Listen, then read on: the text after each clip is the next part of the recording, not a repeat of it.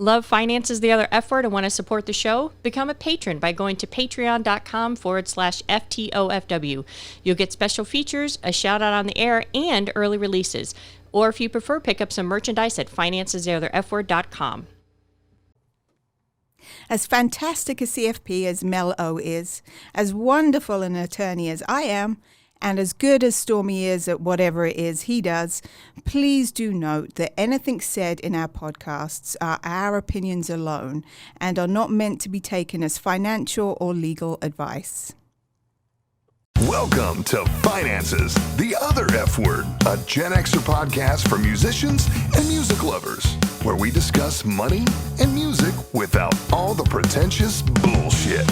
Here are your hosts, Zoe Terry, attorney at large, Stormy Andrews, founder of Yokel Local Marketing, and Mel O, certified financial planner and author of Finances, the Other F Word. Listener discretion is advised.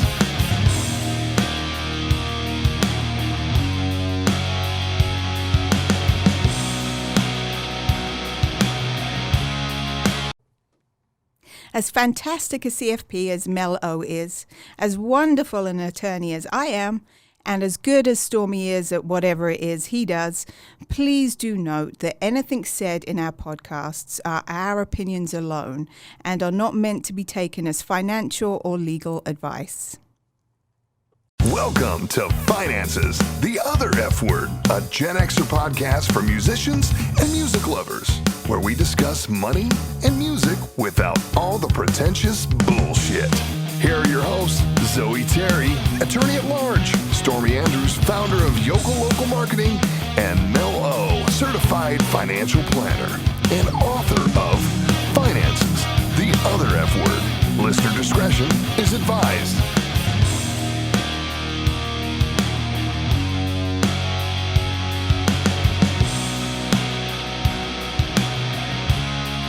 Hey guys, welcome to Finance is the Other F Word and part 2 of our series on NFT. And Stormy is currently on vacation with his beautiful girlfriend, Sean, who you guys will be hearing because they will be on our quiz show next week competing against each other. My odds are on Sean. Me too. But the super exciting thing is that we have Brendan Storr co-hosting with us today, filling in for Stormy, and he is the host of the Ghost Story Guys podcast. Now, I've talked about them a lot on this show. I have a love affair with the podcast, and so Brendan, will you please tell us a little bit about your show? Hey, yeah, thanks for having me. This is a lot of fun. It's nice to have an opportunity to talk about something that's not ghost stories. I mean, I love stories of the paranormal, don't get me wrong. But it's nice when someone invites you over to their house, so to speak. Ghost Story Guys. Every 2 weeks, we tell true stories of the paranormal. I like to say with humor and humanity, and a fair amount of profanity and uncomfortable sexual imagery. I mean that comes and goes depending on the show, and that's what we do. My co-host and I, Paul Bestel, do our best to creep you out and then make you laugh in sort of the if not the same breath, in consecutive breaths. That's kind of our thing. So basically kind of like Finance is the Other F Word is like Ghost Story Guys without the ghost stories, but all of the sexual innuendos and the cursing and all that. We even have our own token British person as well. So, we're just kind of in the shadow of the Ghost Story Guys. But seriously, you guys, Paul just knows fucking everything about everything. Him and Brendan have great chemistry. I love this podcast. So I'm assuming if you're listening to this podcast, then you guys are podcast listeners. Go check out the Ghost Story Guys because it's just funny as hell. And it's a good time listening. Now, before we get into the exciting second thing, we have to welcome a new patron. Zoe? We do. We have our first rock star level patron. Woohoo! That wasn't very rock star. Sorry, no, that wasn't. That was a bit mum. So even for hair metal, for the hair metal times, that was pretty lame. Try it again. I can't even. I've embarrassed myself too much. But our first rock star level patron is Cara Grandel. Welcome to the FTOFW family. We love you, and am I doing it right? You are doing it right. I mean, Barely, but yes. And Yeah, she is a barely. metal chick, and her profile picture is her holding a martini. So she's obviously, beautiful too, obviously. She's, obviously, I mean, she's one of our listeners. Yeah. Obviously, after our heart with the whole martini thing. So we really, really appreciate you. It's just fucking awesome. And we're looking forward to having you on the quiz show as soon as Clubhouse goes to Android, which, by the way, Brennan, will be mid-May. Okay, now I know. Thank you very much. Yes, because Brennan will be co-hosting the trivia show with us, and it's a good fucking time. We just got to wait for Clubhouse to get their act together. So that part is good. So I feel a little, as I was doing the research for this, I kept going up and down because I got excited because this is crazy shit, and I think that it parallels really well. But then at the same time, I was like, fucking poor Brennan. Like, I'm like, hey, you want to come help co-host this episode? And I'm like, we're talking about the Dutch tulip craze. I'm like, how fucking boring. Like, you take a fucking flower and you mix it with finances. How fucking boring is that? I'm like, Brennan is never going to come on here again. And then he kind of showed Zoe up when he didn't kind of, he absolutely did. Yeah, he listened to another trying to get podcast. my job. All right. Yeah. That's right. He listened to another podcast on it. He did a little bit of light research. So he's I going to just showed up, didn't shower or shit, but fuck it. As she normally does. You should probably see a doctor about that last thing. I mean, Oh. a day or two is fine, but if you're running a few days in a row, that's a problem. And to be honest, I shit regular as fuck, so there's no problems there. Oh, good. Well, I'm relieved. I'll take it off Twitter. I know, because I know you were worried for a second. I'm very deeply worried. Yeah. She is like I can't. How many times that we've been at her office and she's like, oh, before we go, I have to take a poo. I'm like, good God. So I'm like sitting there by the elevator, like waiting for her to do her business. Yeah. But thankfully, they are quite quick. They come out. Dude, I admire the regularity. A valuable skill. I admire the regularity. I got little rabbit pellet poos. So that's not good. Not enough fiber, babe. Not enough fiber. Fiber? I don't know. Maybe if you're like popping them instead of whoosh, like mine, then you've got a fiber problem. Just because whiskey is made from fiber, I don't think that means it includes fiber. I'm not 100% on this. I'm not a doctor. But Dr. B. You're not a doctor. I'm not a doctor. I mean, I've been known to play doctor from time to time, but I am not a doctor. Okay, well, until I do a 5-second Google search, I'm going to keep believing that there is fiber in whiskey, and we're just going to go with that. Okay. I see no reason to further disabuse you of that notion. So let's just tell it poo all you like. Absolutely. Okay. So we talked on part 1 of our series. We talked about NFTs, non-fungible tokens. We talked a little bit about, it's an emerging sector. We talked about how you buy a piece of artwork or an NFT and you retain none of the rights to it. You don't own the copyright. You don't own the master file. You can't display it publicly. So like a lot of times what record companies will do when they own the master of a song, they will go and they will try to place it in movies or commercials and generate, money that way. But when you own an NFT, you cannot do that because you technically don't own it. I mean, you own the autographed original, but you don't actually own claim to it. And of course, these are a big deal. So I was trying to think of something where I could kind of parallel what we're seeing within the NFT space to something that's happened in the past so that we could kind of parallel them. And this isn't going to be a direct parallel, and it's interesting nonetheless. And there's conflicting stories about what happened with the Dutch Tulip Craze. And we're going to talk about both sides of them. But before we do it, we're going to talk a little bit about how the first stocks were created. And then we're going to talk a little bit about the actual tulip. So by the time you get done with this, you're going to be so fucking educated on tulips. It's going to be crazy. Right. But, and my guidance counselor said I wouldn't announce anything. Well, exactly. And you were like, hey, I'm going to know about tulips, bro. I know at least several facts about tulips, more of which I have forgotten by the end of the conversation. So thank you very much. You're welcome. And if I miss any facts on tulips, please interject. Oh yeah. I guarantee you that any facts I have to offer you about tulips will be entirely made up because I know sweet fuck all about them. The natural world is kind of a mystery to me. Mm-hmm. I know coffee shops, I know bars, parking lots, things like this. You take me anywhere that's got dirt floor, I'm hopelessly lost. That is simply not my world.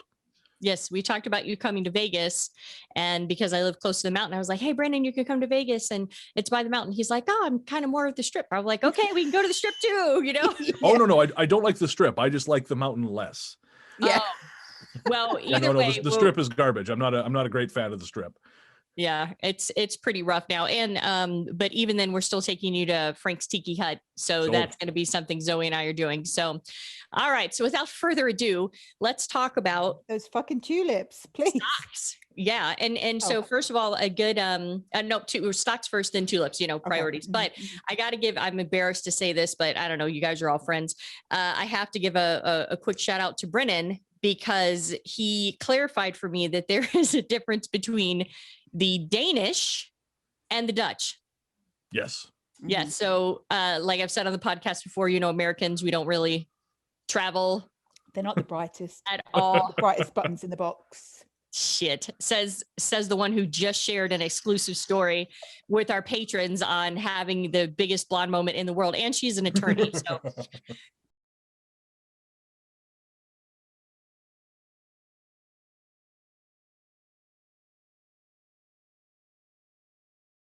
So here, I'm not a time zone attorney. Fuck's sake. Well, you should be. So let's just get into this. Okay. So in 1602, the first paper shares exchanged hands with the Dutch East India Company. Okay.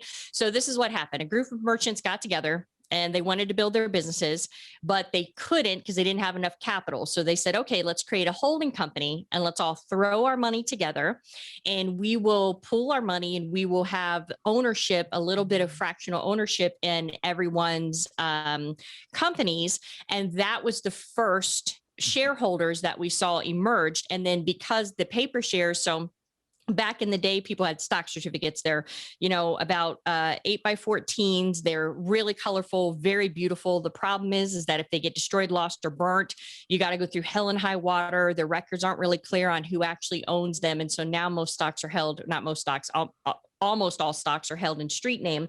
But back in the day, because they had paper shares, it made them very easy to buy and sell them and exchange them with other people. And so what we started seeing is these people started gathering together, and they started gathering in the London Coffee House. And eventually they ended up taking it over. And in 1773, they created the first stock exchange, and the stock exchange moved to America. The first one was in Philadelphia in 1790. But when they originally first started this and created the shareholders, we saw that it moved out of the Netherlands to Portugal, Spain, France, and then it ended up making its way to England. And then England is the one who actually took it and moved it to an exchange. So we've talked on this podcast before what an exchange is, like the New York Stock Exchange, et cetera. And that's just basically where you buy and sell your shares. And it's just like what it sounds like. It's a marketplace. And so the Brits created that. Just got to jump in. I got to say, the story of the Tower of Babel and God just knocking it all down and changing everyone's language makes a hell of a lot more sense now. Because when people come together, they make shit like stock exchanges. Yeah, and in British people. Well, yeah, they're the worst kind of people, Yeah. I might add. Yeah, I'm staring at you, Zoe. You. Yeah. So don't put that on Now the my pussy Americans. is now involved. All right. Oh, now it's real. Now it's Yeah. Look at her face. that is a fierce pussy. I will say that. Yeah. Yes. That's Belle. Just so as you know. Zoe has many pussies. So One for each occasion. yes.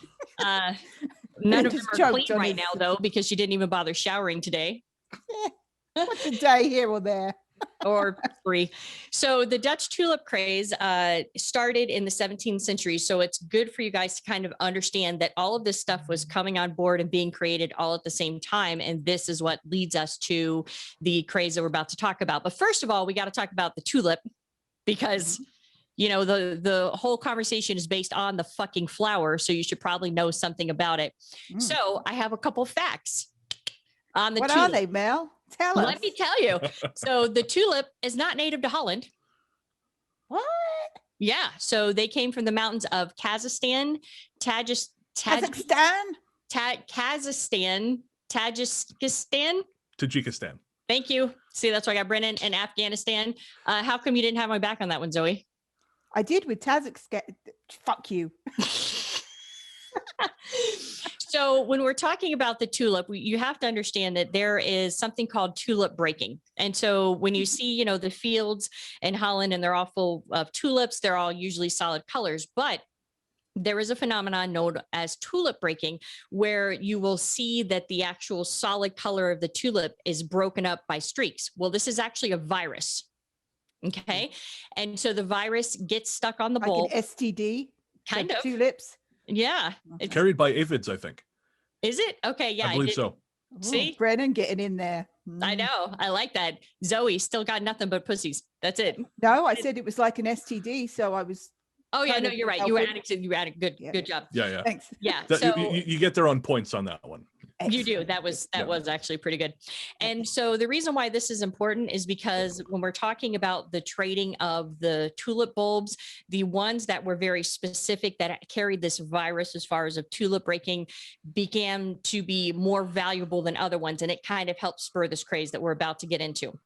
Now, what was happening is that botanists were sitting around and they were creating different bulbs, with the tulip breaking and different varieties. And they were, as you do as a botanist, and they're exchanging them amongst themselves. And then what happened is people started approaching them and said, hey, we would like to buy some of those bulbs from you. And then what ended up happening was we see, as the evolution goes, we see about 6 brokerage houses open up whose whole job is to primarily trade tulip bulbs. And then, of course, we see that the friendly botanists don't become as friendly anymore because now profit comes into the picture. And at this time, all coinciding with this, besides the fact that you had the first shareholders, you have Netherlands being one of the richest countries in Europe due to the trade. And of course, its prime location by the ocean. And so we had people who had lots of discretionary income. We had the creation of the stock exchange. We had, by the Dutch East India Company in 1602, and we have everything all kind of happening at once. And now, of course, all these merchants are flush with more cash because they have done basically in IPOs, which they weren't called that at the time, but they've done IPOs, and now they're flushed with more cash. At the same time, we have the Baltic grain trade happen, which was basically the very first futures market. And I'm going to explain to you guys about futures because they come into play here in a little bit. So you have the invention of this, you have the invention of shareholders, you have a lot of people having cash. And so everything is kind of all starting to happen right in this center. And of course, this became the infrastructure of what Wall Street is today. Now, before we get into this, I have to give a shout out to The Simpsons. Because the thing, as you do, because the thing that there was this episode of The Simpsons where Homer is at Moe's and he's just invested in pumpkins, and it's October 31st. And he's saying, hey, I'm, smoking a cigar. Hey guys, I'm rich, or, rounds on me and everything. And Moe's like, hey, Homer, why you get so much money? And he's like, I've invested in pumpkins. And he shows a chart, and of course the pumpkin chart is going straight up.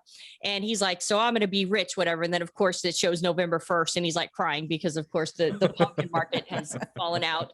And I do love The Simpsons, as you know. So this tulip craze, this was the first time that stock jobbers, which are now called day traders, started moving into the space. And then everybody appeared to be making money simply by just possessing different rare bulbs. And then people began to buy tulips with leverage. So we've talked about a lot about that on this podcast. They used margined derivatives. So we've talked about margin accounts on the podcast. You have long margin accounts, you have short margin accounts. Long margin accounts, you want the price of the stock to go up.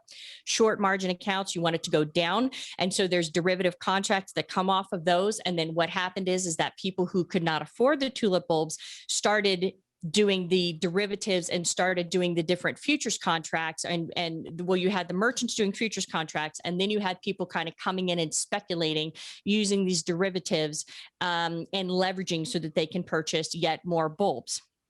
And so they came in, they bought them on credit, and some of them actually got they borrowed money from the banking system that was there so that they could go ahead and buy more of these bulbs so that they could turn them on a profit. Now, like I said, there's two different histories on this, but we're going to talk about the most common history first, and then we're going to talk about the most recent things where people are kind of arguing that's not completely accurate. So just so you guys understand how fucking stupid these tulip bulbs got, the price started escalating, and there was this form of tulip that has the tulip breaking called the Semper Augustus, and it basically looks like a candy cane. It looks like a tulip that's red with pink or red with white stripes through it. And so at one time somebody had offered a townhouse in exchange for 10 tulip bulbs of this type of flower. And it was rejected. So they did not feel that giving away 10 of these bulbs were enough to get a townhouse that arguably you could have rented out, or you could have, done 1,000 other things with it. But this is how far the meeting is. The strata fees were just a nightmare, and the neighborhood association were total pricks. Yeah. So Oh, yeah. I'd rather have the bulbs. Exactly.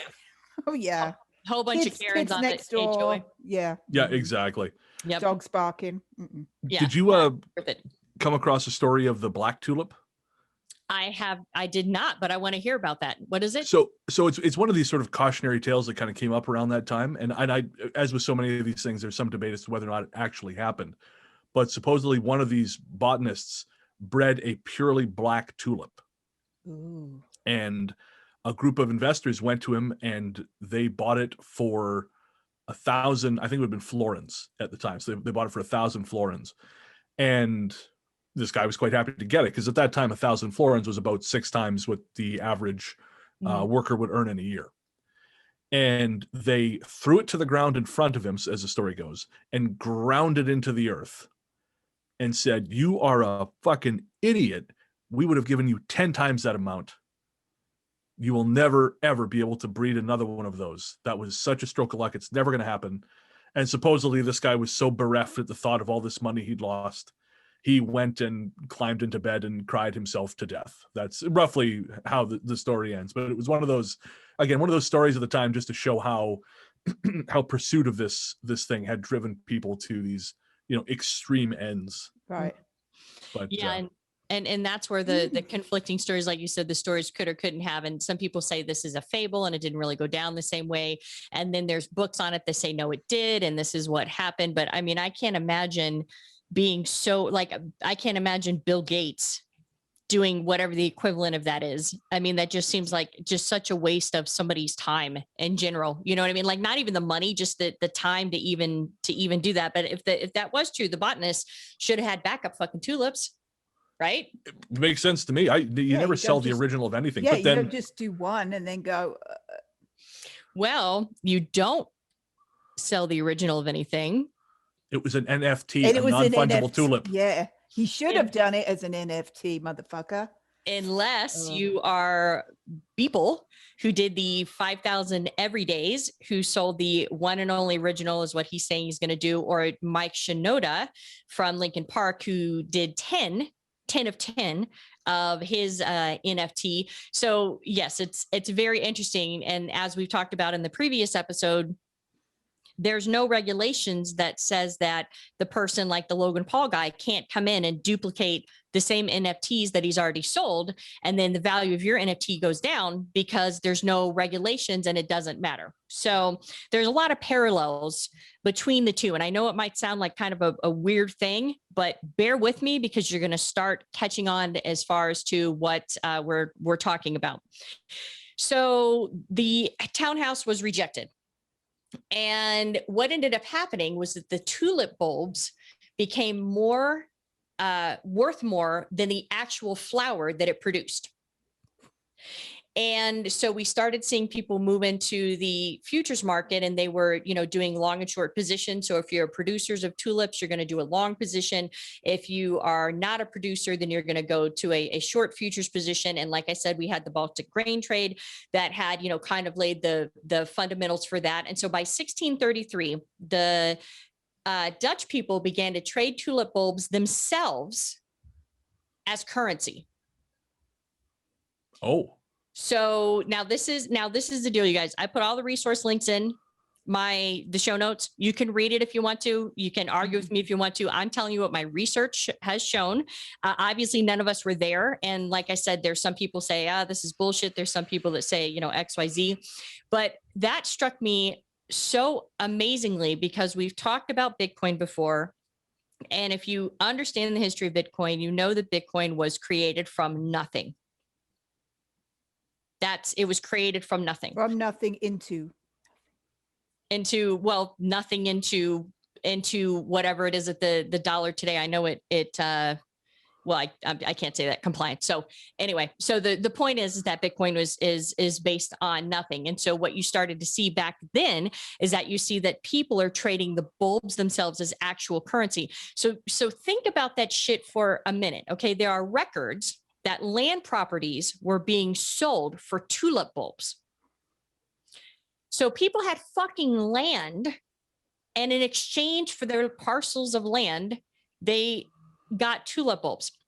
So I'm like, okay, let me just see, because we're talking about the 1600s. I'm like, how do you even store a tulip bulb, right?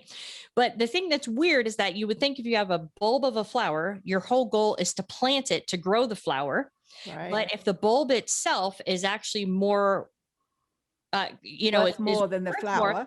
Than the actual flower, it's like, okay, so then you have to store that. And so how would you know if the bulb did have tulip breaking? Because you wouldn't until you planted it. But why would you plant it? Because then you'd have a bulb or a flower that's worth less.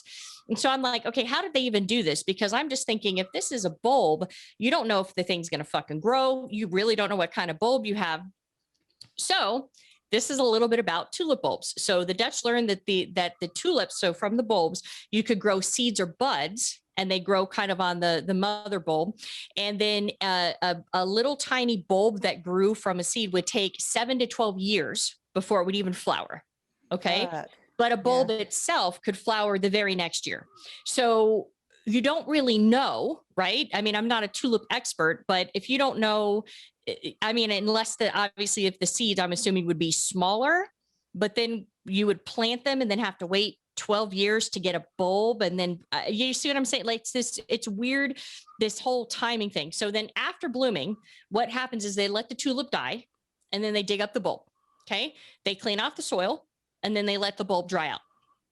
Then this is what you're supposed to do. You're supposed to take the bulb in nets or paper bags and keep them in a cool, dark place and replant them in the fall to have them bulb. But they need to be kept around 45 to 50 degrees in order to have the best chance to regrow. But we're talking about the 16th century. Now, I understand it's in the Netherlands, but to keep something at a constant 45 to 50 degrees, I don't even really know how that would have been a thing. I maybe keep them in the earth or in a cellar. I mean, that'd be about the only thing I could think of. Yeah. I mean, I was just like, okay. I mean, and like we just talked about the stock jobbers who were the first appearance of the day traders, a lot of times bulbs would trade hands. And most of the time when they were trading hands and they were being bought and sold, it was in bars. And, the tulip bulb, one tulip bulb could trade hands like 10 different times in one day. So I don't know. I mean, I don't even know if any of these things would have even ever bloomed at all. So you can't tell what kind of flower it is. You can't tell if the thing is even going to do it. But what we had an imbalance in the market because, like we just said, that if you're growing a tulip from the seed that comes off a bulb, that can take 7 to 12 years. If you have an actual physical bulb, then that could bloom under the right conditions the next fall. So what we had demand spiking for the exoticness of the bulbs. And then we had a limited supply on the market. So think about what's going on now. We're starting to see everybody rush into the market now with NFTs, right? And so the thing is, even Eminem. Yeah. What happened to him? Did you see his picture? No. You sent me the article. He does not look good. He looks like your dad. Well, not your dad. I don't know what your dad looks like. But my dad looks better than him. I wanted to fuck Eminem. I loved Eminem. And man, when I saw that picture, I was like, what happened? Not like he's supposed to look young, but he looks like somebody's dad. Well, I mean, Haley's like what, 22 now or something like that. Yeah, but he looks like my dad looks better than Eminem dad. Eminem just looked a little rough. It looks a And little so- bit rough around the edges. Those are city miles, I guess, on that guy. Oh yeah. Yeah. For sure. Yeah, I mean, he's gained weight. I mean, people gain weight, but he just, I don't know. He just looks I was just shocked because I hadn't seen him in so long. And then I saw the picture of him. And I was like, oh my God, what happened? Because in my head, I'm like 90s Eminem, he's hot and fucking blonde and, Sure. yeah, Oh, Brennan, you know what I'm talking about. 1,000%. Oh, I can't think yeah. I can't think of like someone from my youth who I sort of would imagine now, maybe like Jennifer Love Hewitt, like I kind of always imagine her in like 1997. I Know What You Did Last Summer. I mean, she's still gorgeous, but she's not 1997. So Right. that's about the closest I can get. Right. Or Pamela Anderson, a fellow Canadian. Oh yeah. Yeah.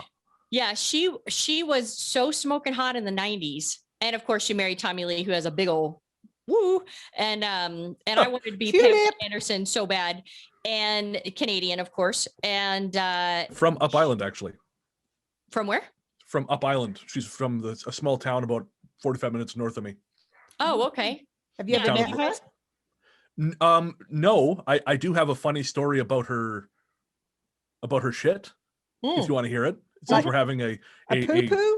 Yes, correct. Oh, go on. Yeah, we love poo stories. So she is with or was hanging around with I think it was I can't remember, but anyway, she flies private by and large, and so she came into Victoria a couple years ago to do some stuff, and her plane was being refueled, and I know the guys who do the fueling, but the guy who was working that day, he was told, we got to get you to drain the septic as well on the plane. Now, in order to do that, you got to hook up the hose, and then but before you do that, you gotta like vacuum seal it or something, like hit the vacuum seal and then hook up the hose, and you can't do it in the opposite order. And because basically, like, otherwise, yeah, if you don't open the vacuum seal, I don't understand the order, but regardless, this ended with him doing it in the wrong order and realizing he had to take the hose back off in order to do the vacuum thing. And some of the effluents came out of the plane. Some of the feces. Some of which we have to imagine were Pamela Anderson's. Let's hope so. Did he save some? Yeah, he did not. Make it into an NFT? A non-fungible turd. He could have. Hey, there you go. He could have. And so, yeah, so that is my actually that is one of two Pamela Anderson stories. The other one being that I know my stepfather knew her uncle, and he once she was bragging about the amount of money she made, which she had every right to do. This is crusty old guys putting people in their place when they have no right to. But she was talking about all the money she was making on Baywatch at the time, and he piped up and said, maybe you should use some of that for acting lessons. And yeah, I know. And of course, my stepfather would tell it and go, ho, ho, ho, ho. And I think, no, he's just kind of being an asshole. But yeah. So anyways. I kind of like him. But she was, but so Brennan and I are both lovers of Futurama. And so Pamela Anderson was in an episode. Actually, she was in two episodes. She was one with Slurms McKenzie, but the other one she was in when they were trying to get Fry's PIN number to be able to get this thing of anchovies. You got to watch the series to understand. But she made fun of herself during that episode, and it was actually pretty funny. So my respect for Pamela Anderson went up. I mean, besides the fact that I like the movies that her and Tommy made together. Other than that, and she gave us Casablanca rebate as barbed wire, so we can't forget that. Did you ever watch VIP? I did not. Oh my god. Oh wait, no, I did, because there was the short hair gal who I was really into, Natalie something. She was really brunette. Yeah. She was the one that was the tough one. Yeah. I was a fan. Yeah. Yeah, so VIP, if you guys don't know it was Pamela Anderson was mistaken as a private investigator and then had a private investigator thing. Couldn't do shit. She must have changed clothes 20 times an episode. I'm not like, everybody in the scene would have the same clothes on, and then she would walk out and then come back in a different outfit.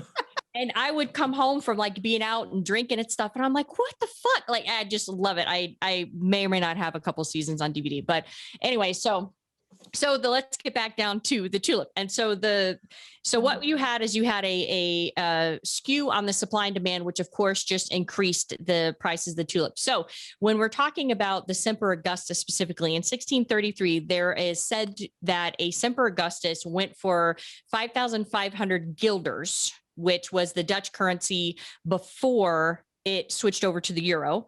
And that was the going rate for a nice home. And then by the end, by 1637, the price was around 10,000 guilders, and that was a 45% increase. And at that time, that would have basically set up a family for almost half of their life within a nice home. So just so you guys kind of get an understanding for this, because we're seeing, we talked about Lindsay Lohan taking a picture of her face. Oh, yeah, and it's changed hands a couple times. It's worth $5,000.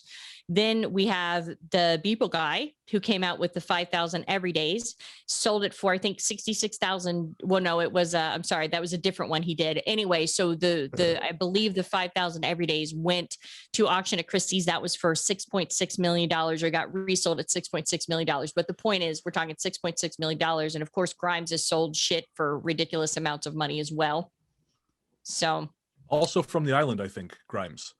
Really? Yeah, I know someone who knows her brother, I think. Yeah, anyways, yeah, she's from either the island or the lower mainland, just across the water. But will you take her back? No, Please? no. She's strange. I know exactly one of her songs, We Appreciate Power. I liked it. And then she got together with Elon Musk, and now you cannot come back. You cannot come back from that. I don't care who you are. You could be the person who cures cancer, and the second you throw in with that clown, you are persona non grata. Dude, and Canada's gave us so much stuff. You gave us Rush, you gave us Bryan Adams, you gave us obviously Pamela Anderson, you gave us William Shatner. Oh, I mean, we love the chat. I love the chat. With these, I mean, did you know? You might not know this about him, but he has sleep apnea. I mean, commercial. I don't even know if that commercial's on in Canada. No. I thought you were going to say if it's still on, and I could tell you it is because I'm still watching TV and it's still there. You might not know this about me, but I suffer from sleep apnea. I love him so much. Bill, looking at you, we know you suffer from sleep apnea. Clearly, especially today, for sure. I know from my fine athlete's physique, you might not know I suffer from sleep apnea. Sleep apnea. Oh, how would I fucking know that, William? I wouldn't know that, and I don't need to know that. But carry on. Dude, I'm still watching TV. So you guys, do you guys have Family Guy up there in Canada? Oh yeah, I haven't watched it in years, but we do have it. Right. So did you see the episode where William Shatner was like, "Oh my God, there's Klingons on the whatever," with just like the whole horrible overreacting. Okay, you guys, YouTube it. We got to get back to fucking tulips, or we're never gonna get this stupid episode done. But seriously, you need to Google William Shatner Family Guy. It is fucking hilarious, and got to be honest with you, not too far off the truth. So. Now, there's speculation if this book is true or not, but this is referenced a lot of my research. According to a book written by Mike Dash, Tulip Mania, the story of the world's most coveted flower and the extraordinary passions it aroused. That is where you are getting some of the information and some of the data as far as different price points. And it is said in 1637, in 1 month, the price of bulbs increased by 1,100%. Oof. Now, a lot of bulbs, like I said, a lot of bulbs are done in bars. And so I don't know if a lot of that came from, just different drunk stories or whatever, because, drunk stories are the best stories. And so what we start to see is a whole bunch of different classes pile into the tulip business. Now, spoiler alert, regardless of how you look at it, the bubble burst.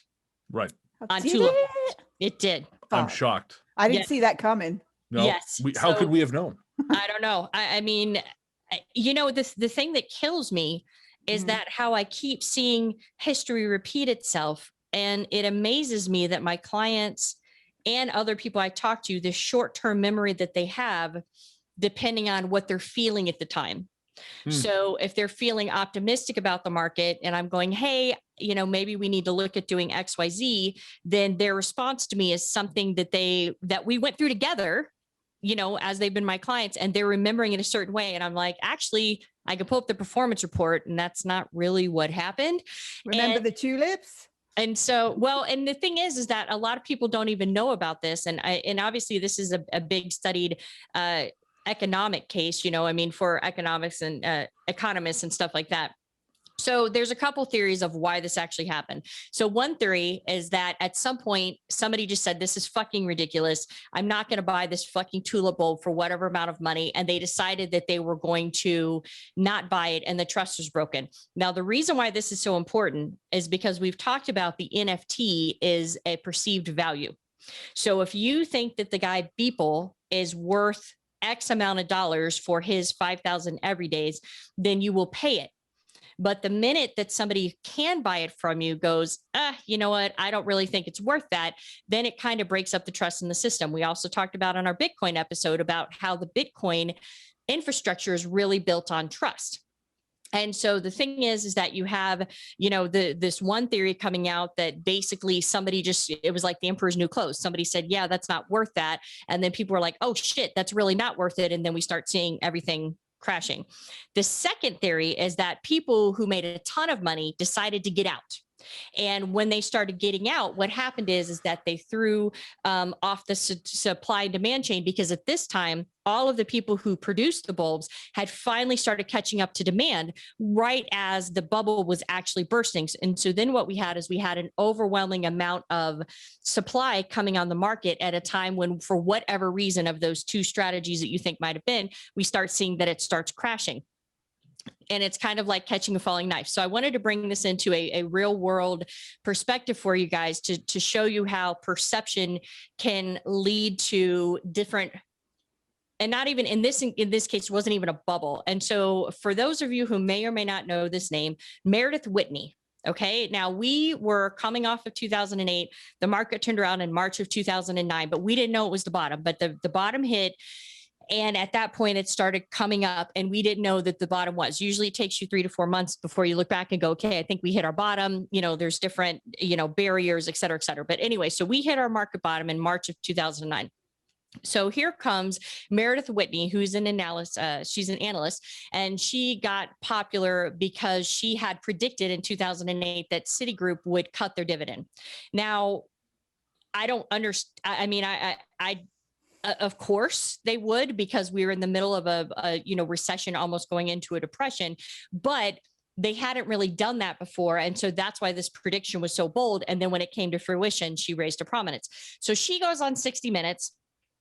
Everybody is still reeling from 2009, even though we've technically hit the market bottom. We don't know if that means that the economy is going to recover, if we're going to go back into recession, because there is so much bullshit coming out of 2008 that every time you turned around, it was like, now this happened, and now this happened, and now we found out that. It's like, fuck, you can't get over it. So she comes on 60 Minutes, and she basically says, hey, look, there's going to be massive defaults in the municipal bond space, okay, to the tune of around 60%. And so for those of you who don't know what a municipal bond is a bond that is issued by a municipality. So think water company, electricity, things like that. And so what happens is that municipal bonds are tax-free. As far as the income that comes off the bond is tax-free on the national level. And if you're holding the bond within your state, then it is usually tax-free on the state level as well. And then you have states like Nevada where you can own any municipal bonds in anywhere, and you're not going to have to worry about taxes because the state of Nevada doesn't work that way. So she goes on 60 Minutes, and 60 Minutes airs this thing on Sundays. And she says, oh my God, there's going to be a mass exodus in the sector, and we're going to see massive defaults. And then, so we've talked on the podcast before that a bond is like a teeter-totter. So over here you have value, over here you have yield. So if you have value drop, you have a yield spike. And if you have people running into the sector to push the value up, you see the yield drop. Well, what we saw during this time was there was such so much panic in the municipal bond space, because people who are conservative investors go into municipal bonds. People who are in need of income that they want it to be secured, it's not FDIC insured, but they want it to be secured, they go to municipal bonds. And these are people who had gotten their asses burned, like everyone, in 2008, and they had ventured back into the municipal bond space. And all of a sudden it was like catching a falling knife. So this bitch goes on 60 Minutes. Everything's going to crash. Everything's going to crash. And we saw municipal bond yields go over 10%. Now, to put this in context, a municipal bond typically pays about 3%. Yeah. So when you have values dip so low that your yield shoots up over 10% on a tax-free municipal bond, it was fucking insane. Well, the bottom line is that nothing happened, and that there wasn't these massive defaults that she said. But what ended up happening because of what she said is that there was property development who relied on the municipal bond, issuing the municipal bonds to get capital, just like the shareholders did with the Dutch East India Company in 1602. And what we saw is a lot of projects end up going belly up, but nothing to the tune of what this Meredith Whitney said that was going to happen. And then we saw a whole bunch of people exit it. And what happens is that once you start selling something and you're catching a falling knife, you're just selling at a loss. Every single trade that comes in is loss, because people are just mad, last one out hits the lights. You know what I'm saying?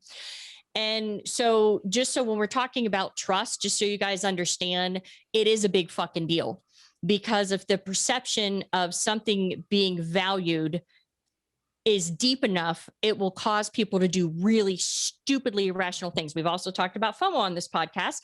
So if you're in the 1600, you have FOMOs. If you're seeing everybody buy these tulip bulbs, making a fuck ton of money, and you're like, well, shit, they're doing way better than I am.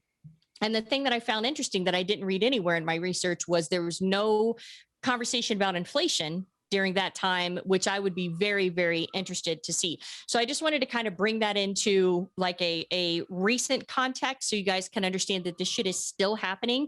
Even taking out the NFTs, like this stuff happens with tried and true investments like municipal bonds. I mean, to me, I think, and I have some investments, and I've had the great fortune to have them managed by someone who actually knows what they're doing. And to me, market phenomenon seems like a tsunami, because if you miss the surf receding, by the time you start to see the wave, it's too late. And so I think most people, like consumer level investors, they always miss the tide going out because they're not watching for it. And then they see the wave and they want to get in on the action. I mean, obviously it doesn't quite hold up in a one-to-one comparison, but it's too late. By the time everyone's saying, "Oh man, you got to buy an NFT," the value's gone. Like you've missed your window. It's like when I got into pot stocks, back in 2015, 2016, when I was, sort of getting, or not 2015, sorry, 2016, 2017, when I got into that business. I mean, at the time, everyone had already companies like Tweed and Canopy had already had their growth spurt. But everyone was saying, "Oh man, this is the place. You gotta rush to get in there." And again, by that point, most of the development in the space had happened. Mm-hmm. Most of the buys I made tanked. I managed to cover some losses with one particular buy because I got really, really lucky. But apart from that, again, by the time everyone says, "Hey man, we got to get in on this," it's over. And if you're going to make any money, it to me, it seems like an outside bet at best. Well, and I used to have clients that would call me and they would literally say that they were watching like CNBC and their palms were itching because CNBC or Kramer or something is telling them, you need to buy this stock. And I kept telling them, and I'm like, if you're hearing it on the news, the run's already happened. Yeah, that's exactly it. Yeah. But, I mean, people, this is behavioral finance to a T, you guys. Everybody will tell you buy low, sell high, but very few people have the awareness to do it. And a lot of times when I tell clients, even when I present them with, this is the indicators that are moving, this is the reason why I think we need to harvest this. This is where I think we need to go. They're so concerned about missing on that next 3 to 6 month run that they won't do it. And I notate it. Told client to sell XYZ, client wanted to hold. So then I'm like, okay, whatever happens is on you, bro, because I documented it. And the thing is that behavioral finance is so fucking amazing. And these people on social media who come on, they're completely, most of them are targeting people who are fearful, and they're sending them astray. And a lot of people with the FOMO, they just can't control themselves. So it's a whole fucking thing. So back to tulips, and we'll start rounding this out. So there's conflicting stories on the aftermath of the craze, and there is the old research that says this happened, and then there's the newer research that says, well, we tried to research that and we can only find a couple things that we think are true. So whether the aftermath happened exactly the way it did or not, I don't know. That's just going to be something you guys are going to have to decide. And again, click on the resource notes and figure it out. Okay. So right now, NFTs that are being at least resold are being positioned as the new way to collect art for the rich. Okay. So obviously if you're buying an NFT for $6.6 million, you know, you got tons of money, right? I mean, and so the new news that's coming out is saying, oh, well, you know what, there was a bubble, but it really only hurt the top echelon. Because even though the Netherlands was a rich country at the time, you know, there was only the most speculative people that were able to go in and buy the bulbs. And so that they didn't really think that it created any type of recession.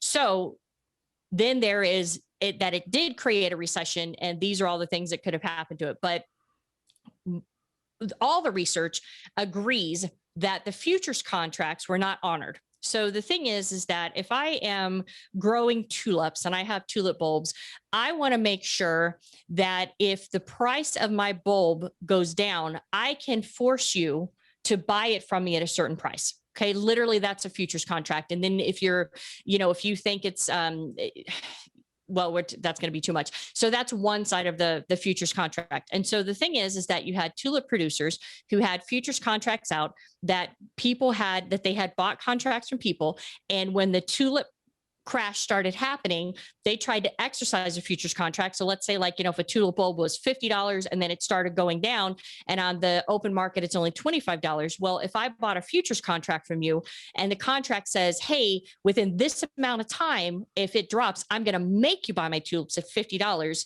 because if I sold them on the open market, I only make $25. But since I bought this futures contract from you, I'm going to force you to buy it at $50. So all of the research agrees that these contracts blew up and nobody honored them. And so now something similar to this happened in 2008 with credit default swaps. And I talk about this in my book, but credit default swaps are basically insurance that you would buy, where if, you know, this person defaults on this, you know, fixed income instrument, I'm going to make you whole.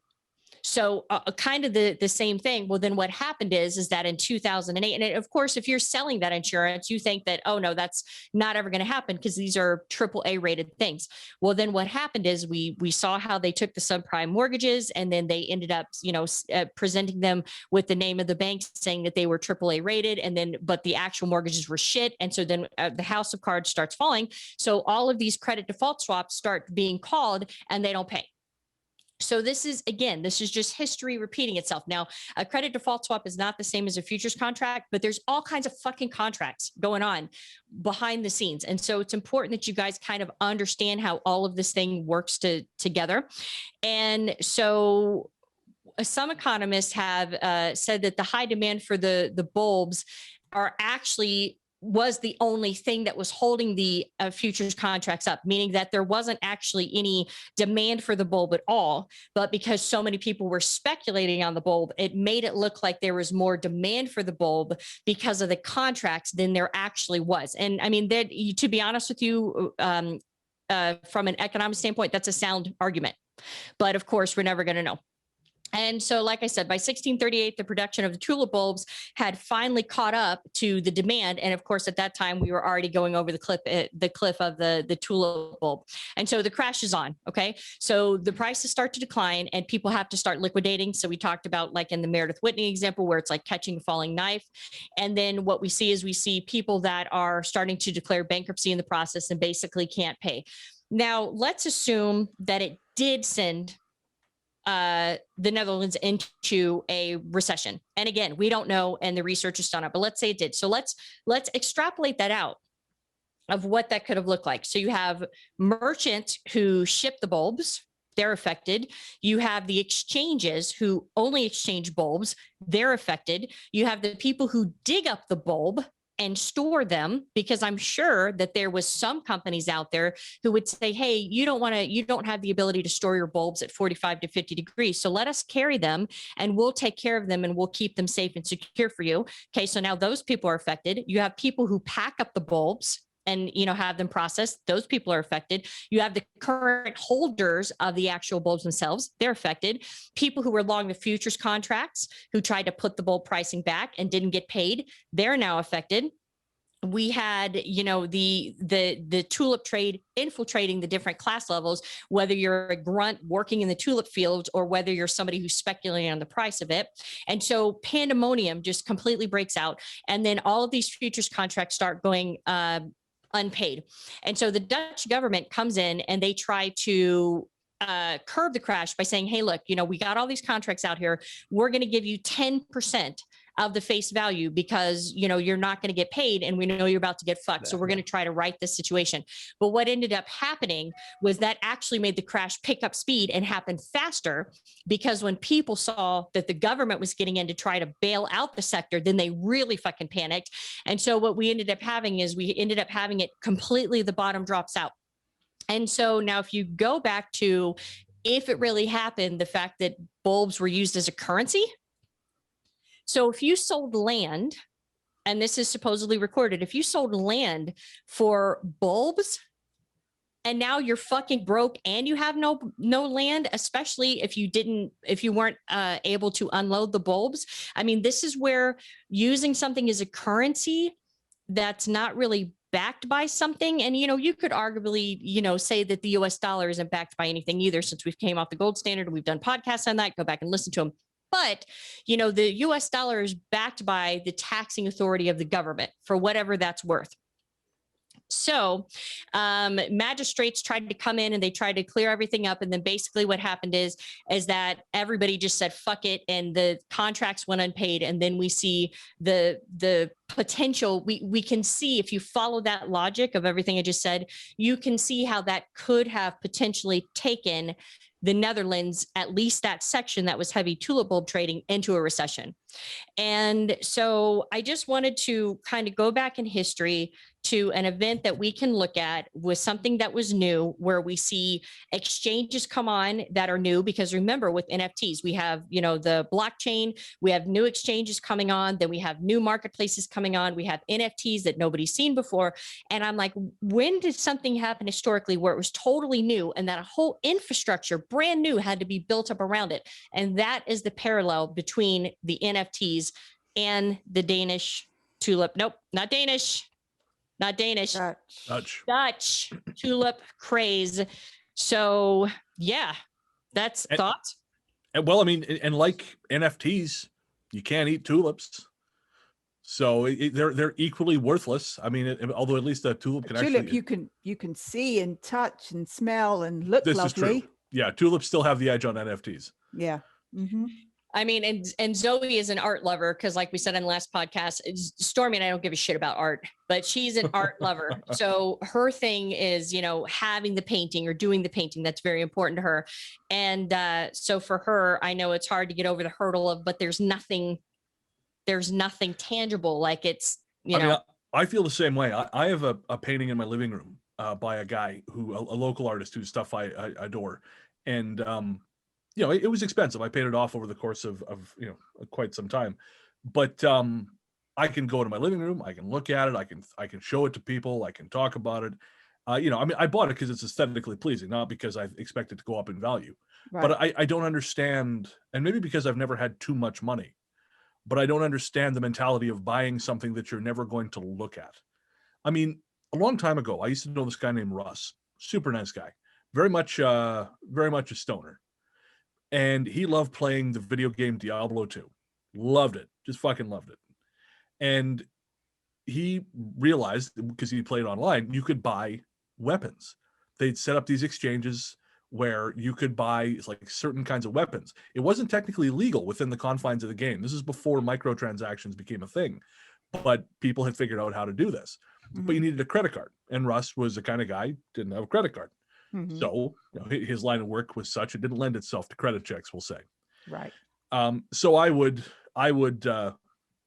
buy them for him using my credit card, and send him all the instructions, and he would acquire these weapons or pieces of armor and go from there.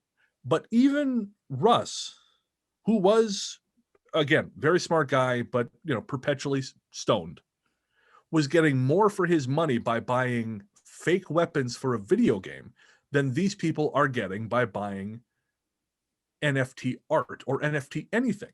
Because at least then he could take that thing and go fight imaginary orcs for 6-8 hours a day when he wasn't engaging in his retail occupation, we'll call it. These people, they can't even do that.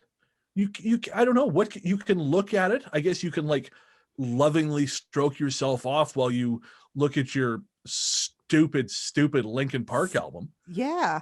But actually, it's a song.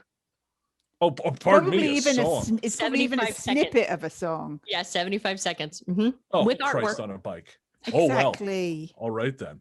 But yeah, it's this. I personally think crypto and NFTs are just the sort of result of end stage capitalism.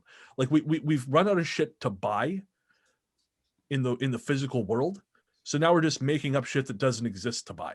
And how disgusting is that? There's It's people gross. fucking starving. There's people that don't, I don't mean to sound like that person, but I am. If you've got $6 million to spend on something that you can't even fucking touch or show people, or go fucking spend it on people who need it. Like look at guys like Carnegie and who are the ones everyone thinks are lizard people? Rockefeller. Carnegie, Again, they're garbage people too, because they're billionaires, and all billionaires, they were millionaires at the time. They're all wealthy people at that level are garbage. Every single wealthy person has built their empire on bones. That is just how it works. So like Oprah, people who say Oprah's so great, Oprah's an emperor. She built that empire, or empress, I guess. She built that empire on bones. There's no empire not built on bodies. So bad people to start with. But at least they understood back then immortality comes by digging, obviously not a sizable portion, but a lot of that money back into your community. There were libraries, there were universities, hospitals. That's because back then there weren't NFTs. They weren't better people. They just didn't have giant fucking gold-plated bottles of Moe to spend this money on, and they didn't have NFTs. Because now these dipshits who have this money, these clown princes of finance, these assholes could be remembered for 100 years if they built a sustainable, healthcare system, university system, which is well within their fucking grasp. Mm-hmm. But instead they're buying, JPEGs of hot pink dildos that only they own. But that's all it is. It's just, they've just found a way to siphon off money that might actually be spent in a useful way. They're burning it. They're just burning it. That's what it is. Well, and it's interesting because I talk constantly on this podcast about the Men Who Built America episodes, which was on the History Channel. Get the fucking DVDs. It's a 5-part series. It's amazing. The thing that's interesting is that Rockefeller was a very devout man, and he did not turn charitable until he was much, much older. But the entire time that he was building his wealth, he was fucking people. If you remember correctly, Rockefeller was solely by himself. I believe it was Rockefeller or Carnegie, but I think it was Rockefeller, put the United States into their first recession by himself, because he was pissed off that a competitor had came on board. And so he literally caused a fucking recession just to prove a point. But then when he got older, then Carnegie and Rockefeller, and then they all start getting together. Then they start whipping their dicks out by giving to charity.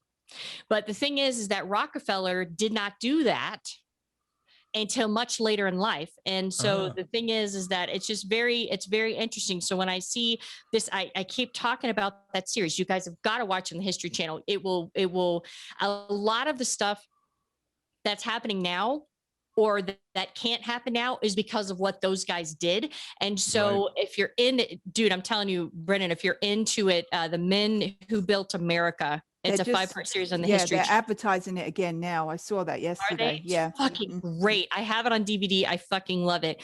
And so, I don't know what's going to happen with NFTs. I don't know where they're going to end up. If you bought an NFT, I hope you make millions and millions of dollars.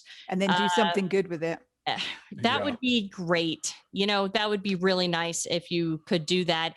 And so how can everybody find you, Brennan? I'm at the Ghost Story Guys podcast. It's at ghoststoryguys.com and everywhere fine podcasts live. And you can find me on Twitter and Instagram as Largely the Truth. And you can find him on TikTok. Oh yes, also as Ghost Story Guys. Yeah, we have not had Mel's success with TikTok, and I really don't like it. But we've fooled around with it a little bit. It's been difficult making my brain work the TikTok way. It's an attention span thing. I have too much. Even with ADHD, I have too much attention span for TikTok. And you're also a devout movie watcher too. So I mean, having Also this. quick clips, yeah, is pretty tough. But yes, I cannot recommend his podcast enough. Like I said, you will totally fucking dig it. I've as a podcast host, I've subscribed to a lot of podcasts. Some of them I unsubscribed to. I love the Ghost Story Guys. I continue to listen to it all the time. And so please go check it out. Follow him on all his social medias. Follow Lily Lou Mittens on Instagram. Our book, Finance is the Other F Word, Another F Word to Love, is on Amazon, Target, Barnes and Noble, Walmart. You can pick it up there. And of course, you can follow us on Finance is the Other F Word. And we want to plug yet again our trivia show that we record 7:00 Pacific time on Thursdays on the Clubhouse app that is getting ready to go live on Android the middle of May. And so listeners, if you want to come on the show where we give away real prizes, but not real good prizes, and we have a blast and we drink and get fucked up while we do it, please hit us up at 775-537-4352. Shoot us a text and we'll have you on. We do record it, put it on our podcast channel on Saturday. It's a good fucking time. We hope to see all of you guys there. And with that, we're out this bitch. Cheerio. Thank you, Brennan, so much. I have to say thank you so much for coming. It's been a pleasure. Oh yeah, thanks for having me. It was a lot of fun. Mm-hmm. And you got to say bye, Brennan. Bye. Thanks for listening. If you like us, subscribe wherever you get your podcasts.